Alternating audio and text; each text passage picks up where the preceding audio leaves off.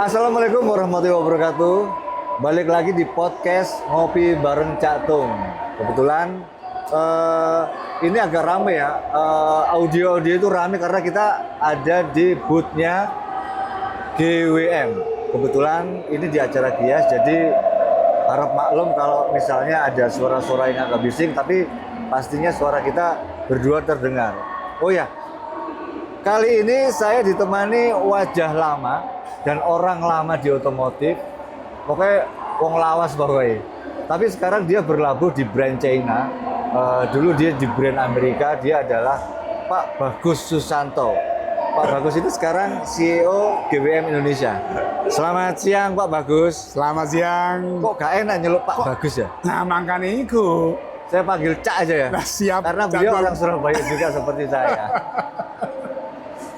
Cak, ini kan ngomong-ngomongin profil dulu nih. Ya, monggo. Dulu kan sempet di merek brand Amerika ya, di Ford ya. Terus di merek Jepang juga pernah, di Nissan. Sekarang lama nggak muncul, terus tiba-tiba dapat kabar saya, Pak Bagus sekarang di GWM. Saya sempat kaget. Oh ya iso dari brand Amerika, Jepang sekarang ke brand Cina. Feel-nya gimana sih Pak? Oke. Jadi ini loh, Rek. Kok gini loh, Rek? Ngidil, ketemu orang Surabaya, kental Surabayanya itu nggak lepas. Ngomong ketemu orang Surabaya ya. Bener.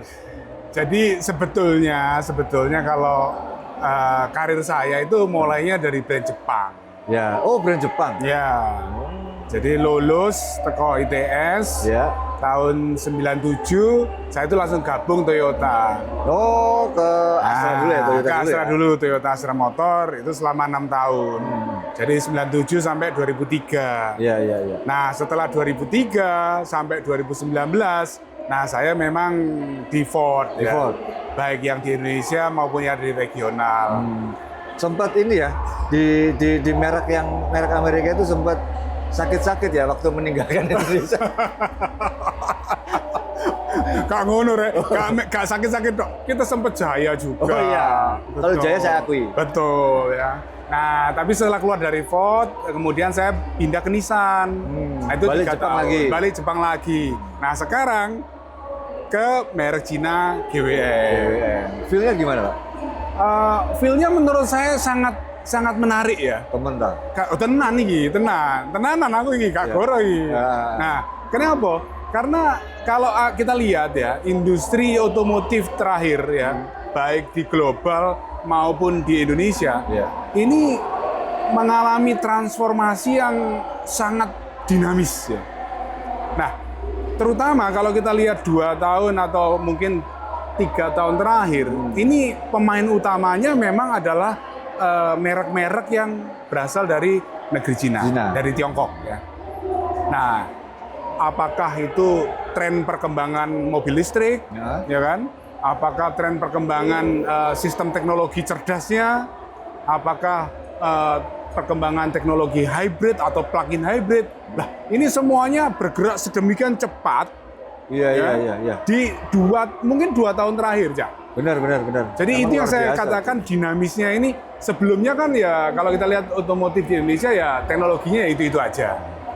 Tapi Pemainnya juga pemainnya itu aja. Tapi begitu kita ngelihat 2 tahun terakhir, wih, Gowendeng Pak. kewenangan jumlah merek di Indonesia itu meningkat 2 kali lipat loh. Sekarang kalau nggak salah ada semuanya ya, all otomotif ya, nggak hanya roda 4, roda 2 juga, dan merek-merek sepeda juga, pokoknya yang bergaung sekitar di angka 130-an. Makanya. Itu brand Cina itu. Makanya ya kan. Luar biasa. Nah itu yang saya katakan, jadi penambahan mereknya luar biasa, eksponensial, tapi juga teknologinya juga sedemikian cepat ya kan. Nah, dan itu juga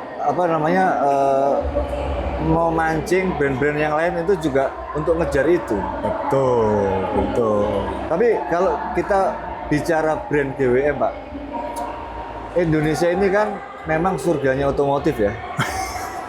Surganya otomotif. Itu saya sadur dari pernyataan sampean dulu waktu itu.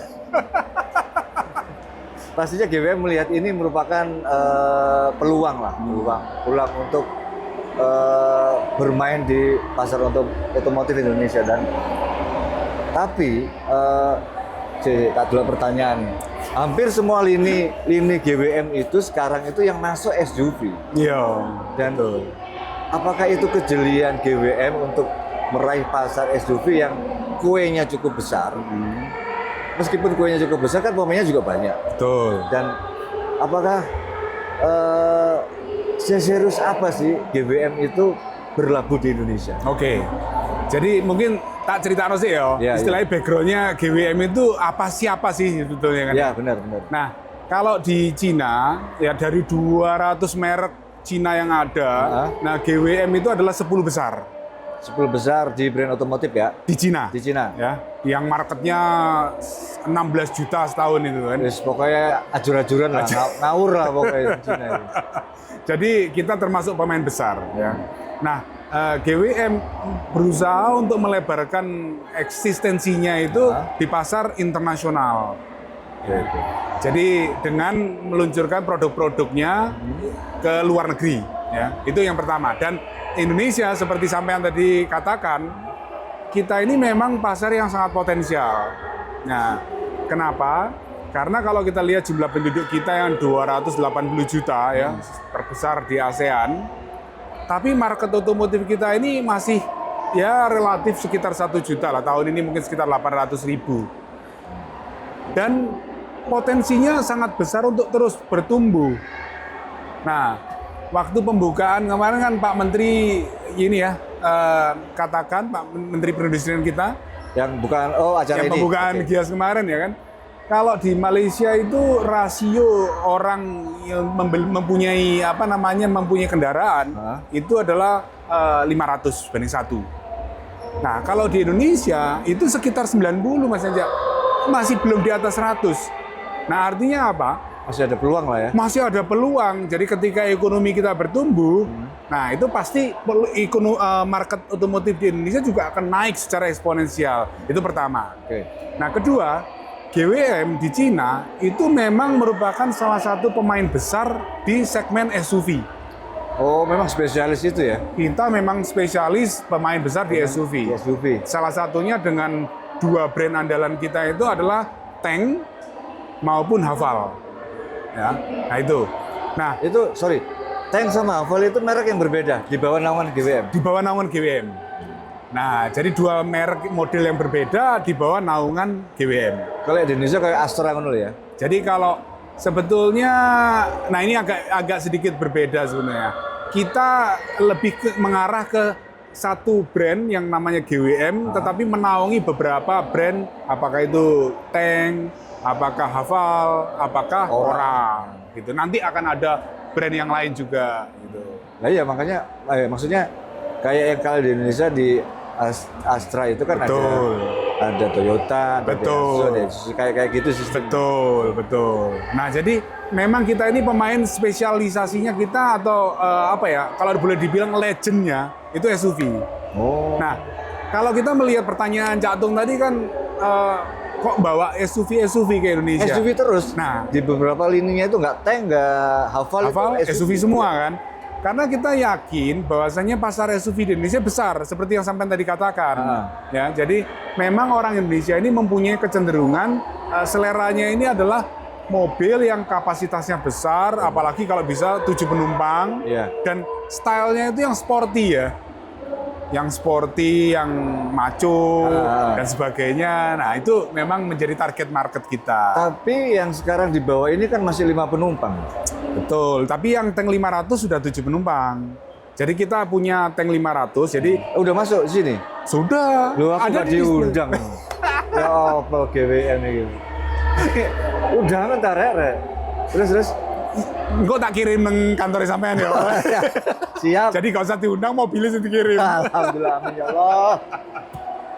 Jadi kita punya Tank 500 itu 7 penumpang.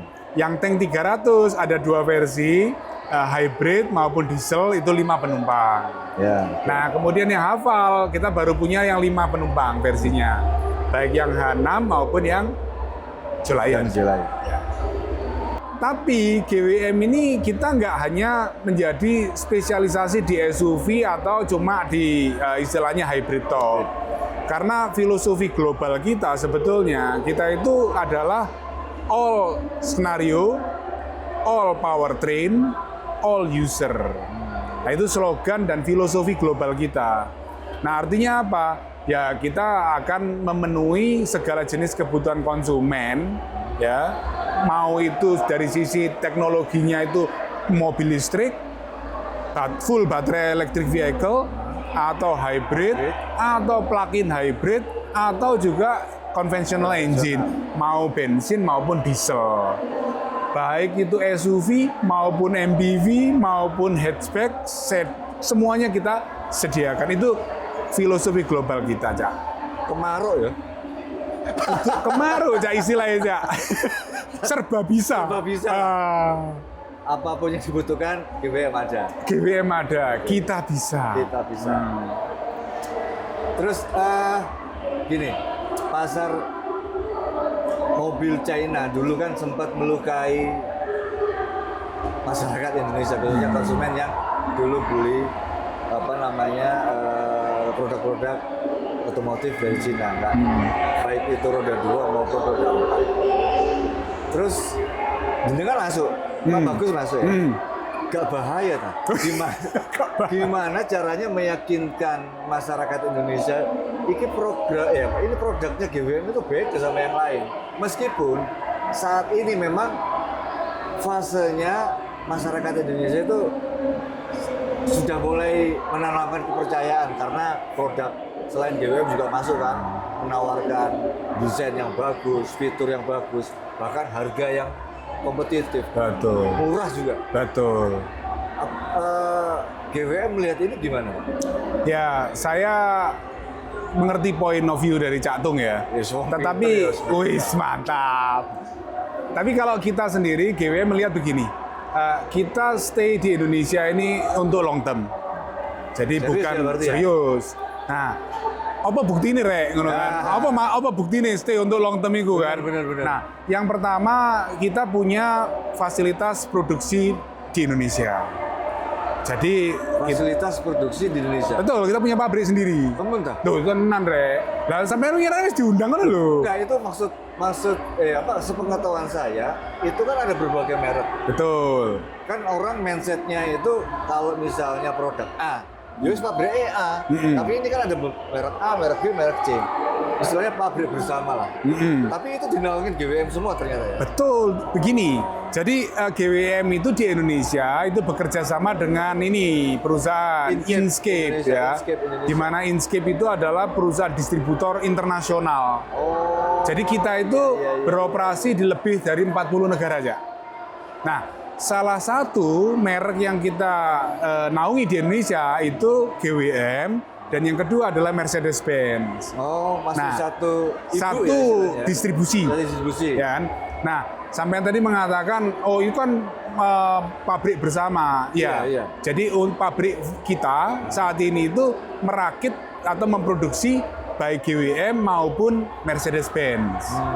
Nah, jadi dari situ sampean bisa saya membayangkan standar kualitas maupun teknologi kita itu sudah diakui baik oleh partner kita GWM maupun oleh Mercedes-Benz. Kalau Mercedes-Benz kan udah lama, saya tahu di Wana Era itu memang pembuatan Mercedes-Benz memang di situ. Betul. GWM saya baru tahu kemarin. Benar. Nantinya semua produksi akan di situ. Nah, jadi gini. Produksi kita ada 2 mobil yang sudah kita produksi lokal ya. Nanti yang pertama itu sekarang udah kita produksi itu yang Haval Jolayan. Nah, yang kedua nanti adalah Ora CB yang baru kita launching ini, Kak. Mobil listrik pertama kita. Ya. Mobil listrik pertama kita akan kita produksi lokal. Nah, mobil yang lain seperti tank itu memang kita datangkan dari pabrik kita yang ada di Thailand. Nah, jadi itu strategi sourcing kita lah istilahnya untuk memenuhi kebutuhan market di Indonesia. Itu yang di sini produksi atau hanya sekedar perakitan aja? Tentu kita sesuaikan ya, Cak ya. Jadi produksi maupun istilahnya kayak pendalaman produksi itu disesuaikan dengan volume.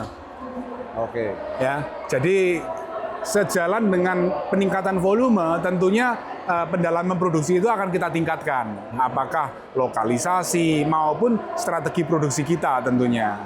Nah, itu sih ngomong bahkan stay di Indonesia lama keyakinannya apa? Karena kita punya fasilitas produksi. Nah, kedua, tentu kita tahu konsumen di Indonesia ini kan luas saja, ya kan? Kadang-kadang mungkin orang luar negeri gak ngerti Indonesia ke Jawa tok.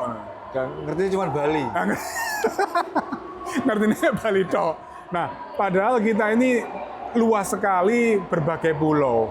Dan kalau kita mau menjual mobil di Indonesia, tentu kita harus menyediakan layanan after sale service juga. Benar, itu yang dicari orang kalau mau beli mobil itu. Nah, keyakinan mereka tentu di situ. Nah, oleh karena itu kita juga tentu ekspansi untuk network kita. Nah, sejak kita ini kan baru beroperasi mulai bulan Maret tahun 2024 loh ya. Jadi setahun punjul titik lah, istilahnya punjul. Lebih sedikit. Nah, maksudnya setahun lebih sedikit ya.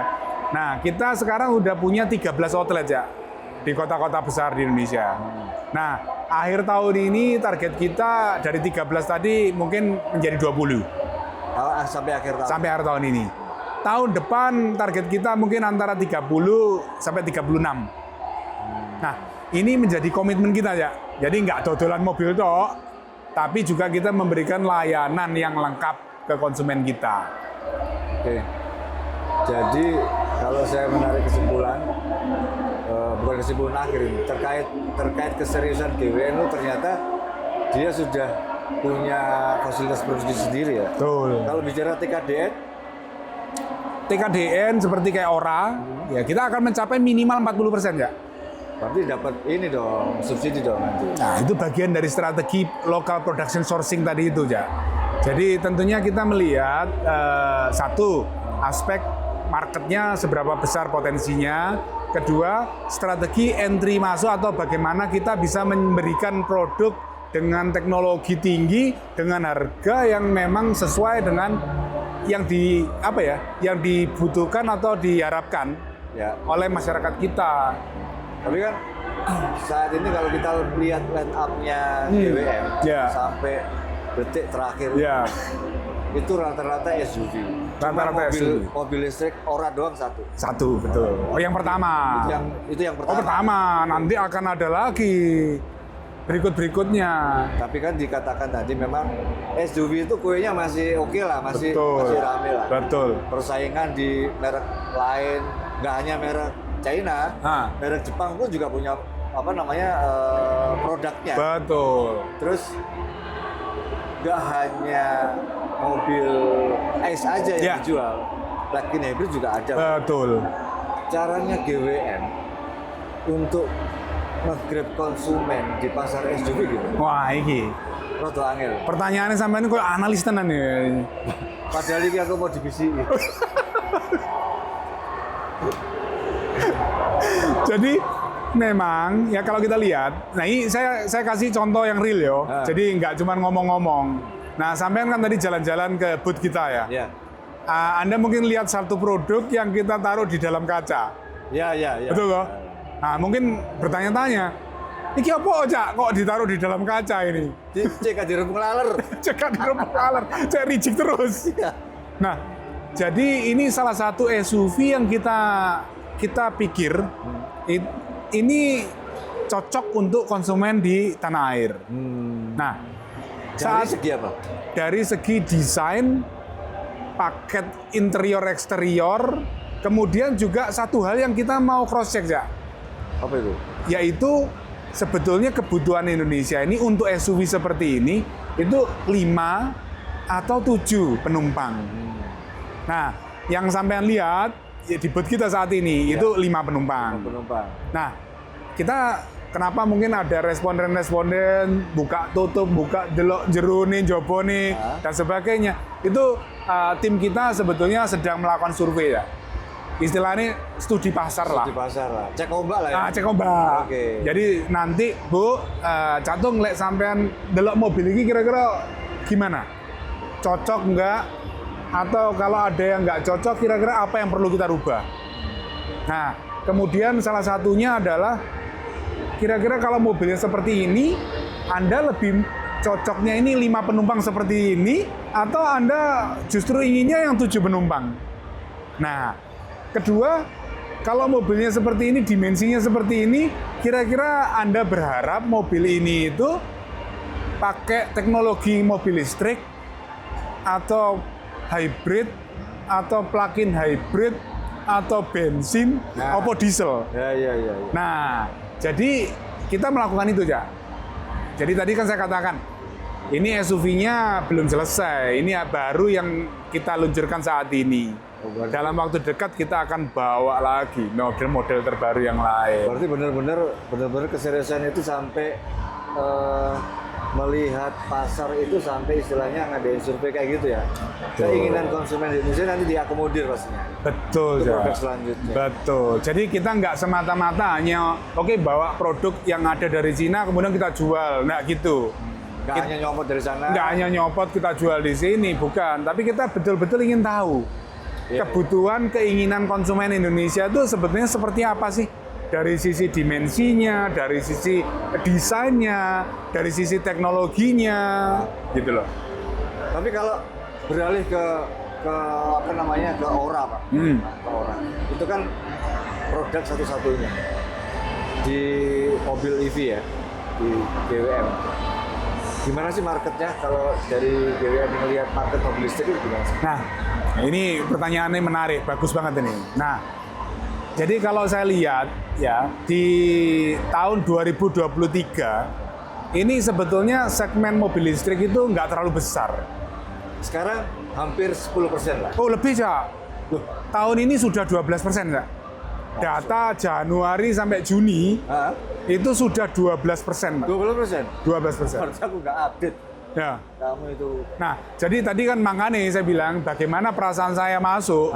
Saya lihat, wih, industri otomotif sekarang ini sedang dinamisnya ya. Sedang sih pokoknya. Jadi dalam waktu 2 tahun Itu perubahannya. mobil listrik itu sudah 12% loh ya. Benar Pak.